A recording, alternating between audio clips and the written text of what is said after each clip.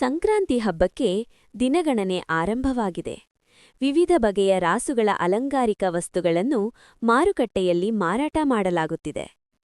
ರಾಸುಗಳನ್ನು ಸಿಂಗರಿಸುವ ಮೂಗಿನ ದಾರ, ಹಗ್ಗ, ಪೀಪಿ, ಕರಿಹುರಿ, ಕತ್ತಿನ ಹುರಿ, ಪ್ಲಾಸ್ಟಿಕ್ ಹಾರಗಳು, ಕತ್ತಿನ ಗಂಟೆ, ಕುಚ್ಚು, ಕಳಸ, ನೀಲಿ, ಹಸಿವಿನ ಹಗ್ಗ, ಕತ್ತಿನ ಹುರಿ ಹಾಗೂ ಬಣ್ಣಬಣ್ಣದ ಬಾರುಕೋಲುಗಳನ್ನು ಮಾರಾಟ ಮಾಡಲಾಗುತ್ತಿದೆ. ಮಕರ ಸಂಕ್ರಾಂತಿ ಹಬ್ಬದಂದು ಎತ್ತುಗಳು ರಾಸುಗಳನ್ನು ಕಿಚ್ಚು ಹಾಯಿಸುವುದು ವಿಶೇಷ. ರೈತರು ಎತ್ತುಗಳು ರಾಸುಗಳಿಗೆ ಬಗೆಬಗೆಯ ಬಣ್ಣಗಳನ್ನು ಹಚ್ಚಿ, ವಿವಿಧ ಅಲಂಕಾರಿಕ ವಸ್ತುಗಳು, ಹೂಗಳಿಂದ ಅಲಂಕರಿಸಿ, ನಂತರ ಗ್ರಾಮಗಳ ಹೊರವಲಯಗಳಲ್ಲಿ ಕಿಚ್ಚು ಹಾಯಿಸುವ ಮೂಲಕ ವಿಜೃಂಭಣೆಯಿಂದ ಸಂಕ್ರಾಂತಿ ಆಚರಣೆ ಮಾಡುತ್ತಾರೆ.